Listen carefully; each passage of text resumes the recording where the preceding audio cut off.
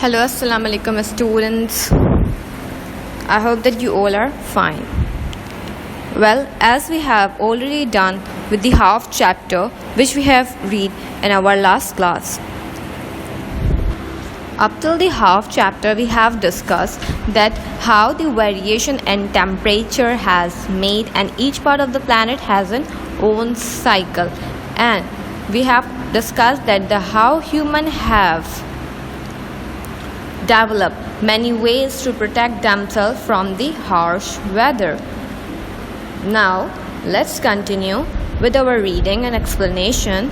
We are on page number 47. Hottest and coldest.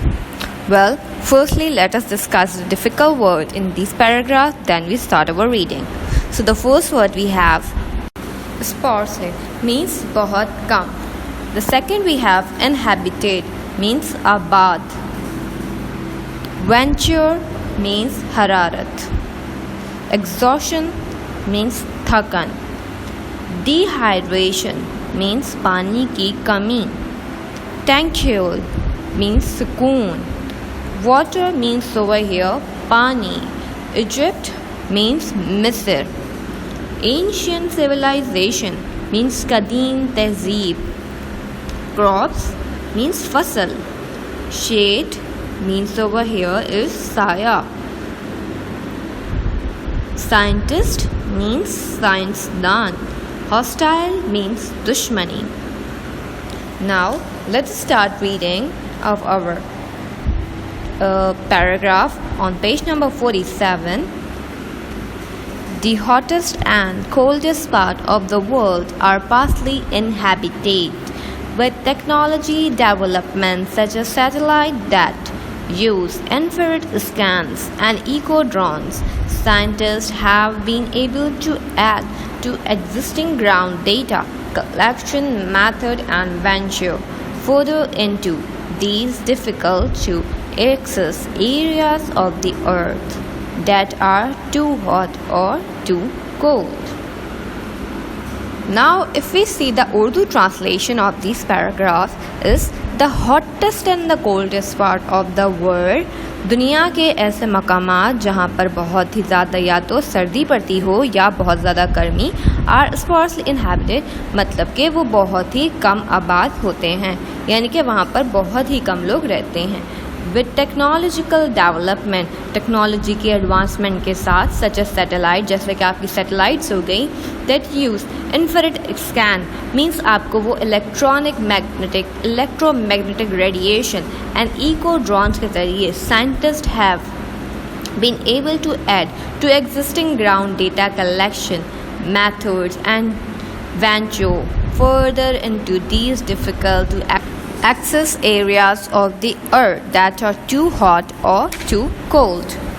Technology की advancement के साथ साथ अब हमें जहाँ ज़्यादा सर्दी पड़ती है और जहाँ गर्मी ज़्यादा पड़ती है उन एरियाज़ का भी अब हम टेम्परेचर यानी उनके हरारत, उनकी जो अंदर की चेंजेस है उसका हम बआसानी पता लगा सकते हैं.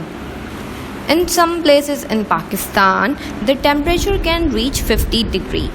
The highest temperature ever recorded in Pakistan is 53.5 degrees, which was recorded in Mohenjo-daro, Sindh on 26 May 2010. At this temperature, people are at risk from heat, exhaustion, dehydration and death. They sit in cool baths, but water warms up quickly and this usually occurs when temperatures are this high. Drink ice drink and stay in air-conditioned building or rest in the shade. In some places of Pakistan means over here, कुछ पाकिस्तान की जगहों पर the temperature can reach 50 degree. Temperature कहाँ तक पहुँच जाता है, बढ़ जाता है 50 डिग्री तक, 50 डिग्री तक.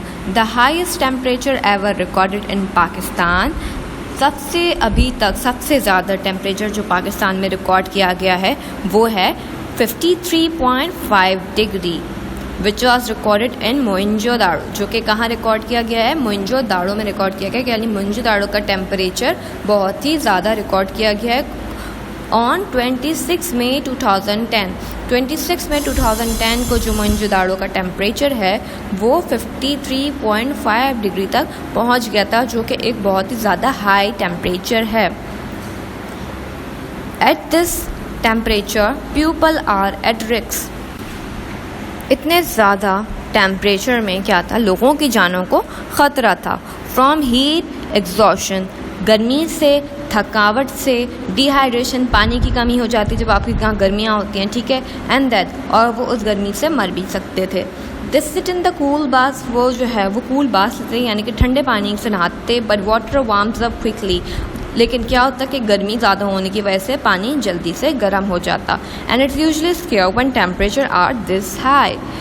Drink ice drink and stay in air condition building. वो क्या करते, ठंडा पानी पी के गुजारा करते और क्या करते, स्टे एयर कंडीशन के अंदर बैठते और रेस्ट इन द शेड, या फिर कोई ऐसी जगह बैठते जहाँ पर छाँव हो। In the ancient civilisation in Egypt की कदीम तहजीब, Persia and North Africa, Persia और नॉर्थ अफ्रीका में gardens were carefully crafted and plan to provide crops. वहाँ पर गार्डन को ऐसा प्लान करके क्राफ्ट करा जाता है, यहाँ पर उसकी खेती करी जाती है कि वो वहाँ पे फसल उगाई जा सके। To provide shade and water, जहाँ पर साया हो, पानी हो, एंड टू क्रिएट ट्रैंक्विल, लोगों को वहाँ पर बैठकर सुकून महसूस हो।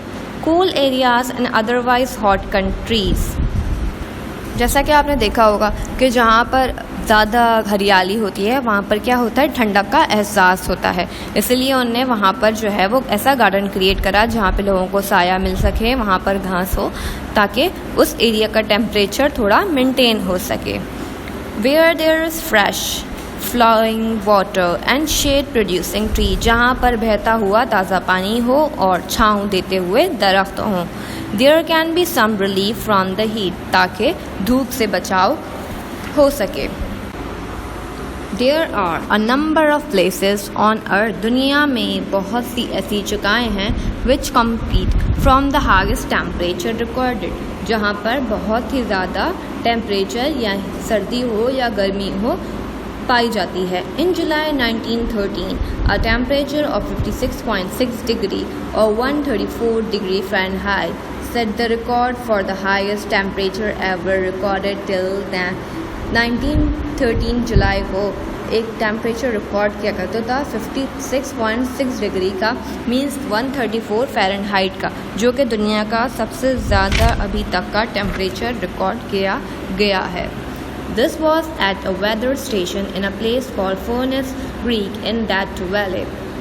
और ये कहाँ रिकॉर्ड किया गया था, फर्नेस क्रीक में, जो कि है डेथ वैली यूएस में। In 1922, ground-based instrument in Al-Ayaz, Libya, recorded a temperature of 58 degree on September 13। सितंबर 13 में लिबिया में 58 डिग्री का टेम्परेचर रिकॉर्ड किया गया था, जो कि बहुत ही ज़्यादा हाई टेम्परेचर है, गर्म टेम्परेचर है। At high temperature that day was partially due to wind from the south. वो उस दिन ये टेम्परेचर इतना ज़्यादा इसलिए था क्योंकि जुनूब से जो हवा निकल रही थी वो बहुत ही गर्म आ रही थी। That blow in the hot air from over the Sahara desert, जो डिज़र्ट की सहारा डिज़र्ट से जो हवा आ रही थी वो बहुत ही गर्म थी, क्योंकि डिज़र्ट के अंदर अगर आपने देखा हो तो वहाँ ना पानी होता है ना ठंडक होती है, बल्कि डिज़र्ट में साफ धूप होती है, सहरा में धूप होती है। उसकी वजह से जो सहरा से हवा आ रही थी वो गर्म हवा आ रही थी। More recently, scientists have used satellite image to record data। आजकल के ज़माने में अब क्या होता है, हमें सैटेलाइट डेटा इमेज जो है वो रिकॉर्ड हो जाता है वेदर वेरिएशन का, from the middle of the desert that are otherwise inaccessible, चाहे वो सहरा का बीच ही क्यों ना हो, हमें वहाँ का डेटा की भी रसाई हासिल है। Satellites can have an advantage over weather station in other way too। Satellite का एक और एडवांटेज भी है, कैसे, they measure the temperature on the land, ये ना सिर्फ ज़मीन का टेम्परेचर फाइंड आउट करती हैं rather than just above it, उसके अलावा भी। इन 2005 इन दश्त-ए-लुत डिज़र्ट इन ईरान 2005 में क्या हुआ था, दश्त डेजर्ट जो ईरान में है, scientist measure the highest surface temperature ever of 70.7 डिग्री। Life does not thrive in extreme temperature. उधर का टेम्परेचर 70.7 डिग्री हो गया था, तो वहाँ पर उसमें और इजाफा होने का चांसेस था। तो ये एक बहुत ही ज़्यादा एक्सट्रीम टेम्परेचर हो गया, इंतहा को पहुँच गया अपनी। Nothing not even bacteria lives in the middle of the Dasht e Lut desert. Dasht e Lut में ना ही कोई बैक्टीरिया सर्वाइव कर सकता इतने ज़्यादा गर्म टेम्परेचर में। बोलता है ना कि गर्म जहाँ पे गर्मी ज़्यादा होती है वहाँ पर बैक्टीरिया सर्वाइव नहीं कर सकता। Measuring temperature in these extreme locations is difficult. Temperature को मेजर करना, पता लगाना ऐसी जगहों पर बहुत ही ज़्यादा मुश्किल होता है। बट साइंटिस्ट के लिए keen to find out how cold it can get, use data collector from ice station and satellite to found out more about the weather pattern. Scientist क्या करते हैं, सैटेलाइट के ज़रिए पता लगा लेते हैं कि अब क्या ज़्यादा गर्मी पड़ने वाली है या ज़्यादा सर्दी पड़ने वाली है, ये टेम्परेचर के अंदर क्या तब्दीली आएगी। However, some were cold places on the earth are inhabited. अगर देखा जाए तो कुछ कोल्ड प्लेसेस दुनिया की ऐसी भी हैं जो कि आबाद भी हैं। कैसे, life is tough in the coldest region, जबकि लाइफ जो है काफ़ी मुश्किल होती है ऐसे ठंडे इलाकों में, of Russia, Canada, Mongolia, Greenland and in the state of Alaska. कुछ ऐसे एरिया जहाँ पर ठंडक ज़्यादा होती है उनके क्या नाम है, रशिया, कनाडा, मंगोलिया, ग्रीनलैंड और अलास्का जो कि यूएस में है। हार्श डार्क विंटर्स, वहाँ पर क्या होता है, सख्त स्याह विंटर्स होते हैं, यानी अंधेरी रात होती है, सर्द अंधेरी रात होती है। With long period were the temperature remain below 0 degree, और टेम्परेचर बहुत ही लंबी मुद्दत तक क्या होता है, 0 डिग्री तक पहुँच जाता है। Are part of life for people in these region, और यहाँ पर रहने वाले लोग इस चीज़ का आदी हो चुके हैं। Now if we see the paragraph number 5th, that is driest and the wettest, मतलब खुश और तर मौसम की बात करी जाए तो some parts of the world are famous for their wet weather, waterways, storms, snow and rainfall। अगर कुछ जगहों की दुनिया की कुछ जगहों की बात करी जाए जो कि बहुत मशहूर भी हैं, तो वहाँ पर पानी का रास्ता, तूफ़ान, बर्फ़ और बारिश ही रहती है, और वहाँ की ज़मीन हमेशा गीली रहती है। while other places are well known for being dry, जबकि अगर उसके अपोजिट देखा जाए तो कुछ जगह ऐसी भी हैं जहाँ पर ना बारिश होती है, पूरे साल वहाँ सूखा पड़ा रहता है। पर्ज एंड प्यून, मतलब वहाँ पर ना ही कोई पानी होता है, वहाँ पर सिर्फ और सिर्फ घास, खुश्क साली होती है। The wettest and the driest place on the earth are fascinated for a number of reasons। अगर देखा जाए तो ये जगहें बहुत ही दिलचस्प हैं नंबर ऑफ बहुत सारे तरीक़ों से। कैसे, A desert is defined as an area that receive less than 25 centimetre of perception a year। अगर देखा जाए तो सहरा के अंदर 25 सेंटीमीटर से भी कम वहाँ पर बारिश होती है, जो कि बहुत ही ज़्यादा कम है। Desert are renowned for their dry status. अगर देखा जाए तो डिज़र्ट सहरा मशहूर होते हैं अपने खुश्क साली की वजह से। One might imagine scratches of sand of dusty soil. अगर देखा आपने कभी डिज़र्ट को देखा हो तो वहाँ पर ज़मीन के सूखा होने से, बंजर होने की वजह से उसमें क्रैक्स पड़ जाते हैं, और वहाँ पर बहुत ही ज़्यादा डस्ट होती है, मिट्टी होती है। And rocks baking in the heat, और पत्थर धूप में पक रहे होते हैं।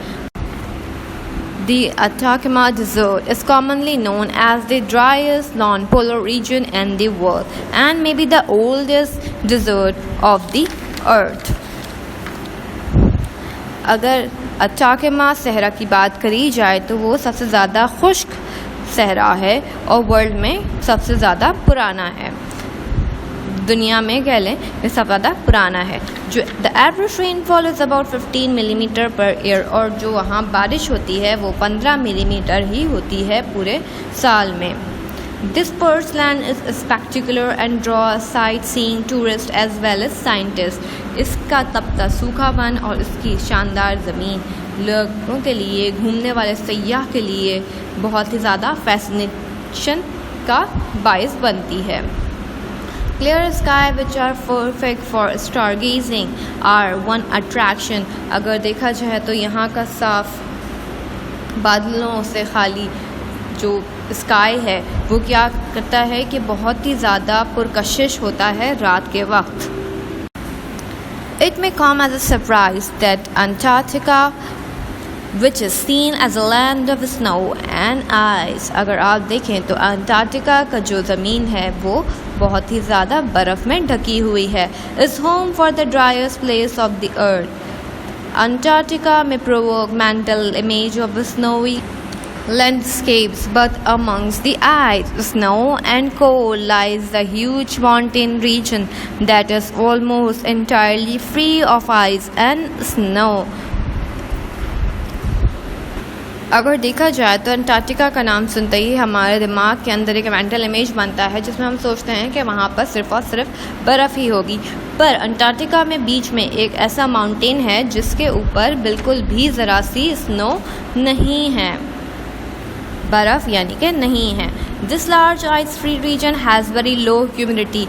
ये जो पहाड़ी का ऊंचा हिस्सा है, उछला हिस्सा है, ये क्या है, यहाँ बर्फ़ नहीं है. Has a very low humidity, यहाँ पर थोड़ी सी नमी है. And contain the dry valleys, a desert where powerful wind rush down the sheer mountain wall at speed of up to 22 kph, heating and evaporating and ice. यहाँ पर जो गर्म हवा है, डिज़र्ट से आने वाली जो गर्म हवा है, वो क्या करती है कि यहाँ पर क्या हरारत करती है या पानी को यहाँ पर से मेल्ट कर देती है. Water store so that there is no perception at all, और यहाँ पर खुशहाली हो जाती है, यहाँ पर यानी कि बारिश नहीं होती. यानी मतलब ये है कि जो शीर माउंटेन्स की तरफ से आने वाली गर्म हवा है वो इधर की बर्फ़ को पिघला देती है और जो पानी है उसकी नमी को सूख लेती है, जिसकी वजह से इस जगह पर बारिश नहीं होती और ना ही यहाँ पर बर्फ़ रह पाती है. जबकि अगर इससे कंट्रास्ट में देखा जाए, in contrast the wettest place on the earth is drenched with downpour which fill the stream and the river to bursting point and sometimes beyond. अगर देखा जाए दुनिया में ऐसी जगहें भी हैं जो कि गीली तरीन हैं, यानी वहाँ पर मौसलाधार बारिश होती है और पानी की नदियाँ बहती हैं. In India the yearly average rainfall is over 11 metre. अगर देखा जाए तो इंडिया में पूरे साल में 11 मीटर्स की बारिश होती है. Even in the drier mountains from December to February. और ऐसे भी कुछ जगहों पर बारिश होती है जो कि खुशतरीन हो, पर उधर भी उन एरियाज़ में भी बारिश होती है. The average perception is 60 millimetre. अगर देखा जाए तो वहाँ एवरेज 60 मिलीमीटर बारिश रिकॉर्ड की जाती है. Resident of the smallest state in northeast India whose life are affected when the massive amount of rainfall caused devastation by washing away power lines and homes. वहाँ पर होने वाली बारिश उन रिहायशियों के लिए बहुत ही ख़तरनाक साबित होती है, बिकॉज वो तेज़ बारिश उनको बहुत तबाही फैलाती है उनके एरिया में, और वो उनकी बिजली की तारें और उनका बहुत ही नुकसान करती है, उनको घरों को तोड़ देती है. Do not complain about the rain, लेकिन वो उसकी शिकायत भी तो नहीं कर सकते. This is because the monsoon always bring tourist to that area. क्योंकि जब मूनसून आता है तो वहाँ पर सयाह का भी रश लग जाता है. The rushing water, cascading waterfalls and lush vegetation are side that people want to see. वो ऐसा दिलकश नज़ारा पेश करती है, आबशार, नदियाँ, जो कि लोग दूर दूर से उसे देखने आते हैं. Over centuries, the rain has created a vast network of some of the longest and the deepest caves in India, which attract tourists and keen cavers for all over the world. ज़्यादा बारिश होने की वजह से वहाँ पर कुछ ऐसी गारें भी बन चुकी हैं जो कि टूरिस्ट की सयाह की अट्रैक्शन का बाइस बनती हैं और वो दूर दूर से इस गारों को देखने के लिए आते हैं. I hope that this chapter is clear to you all. In this chapter, we have discussed about the weather and its condition, the variation in temperature, how humans have developed the way to protect themselves, read about the hottest and the coldest weather in the region, and about the driest and the wettest weather in the region. We have already discussed the fourth season in detail in this chapter. I hope that all the details is clear to you all. If you have any query regarding this chapter, you can ask me in the comment box. Till then, see you in the next class. Allah Hafiz. Take care of yourself.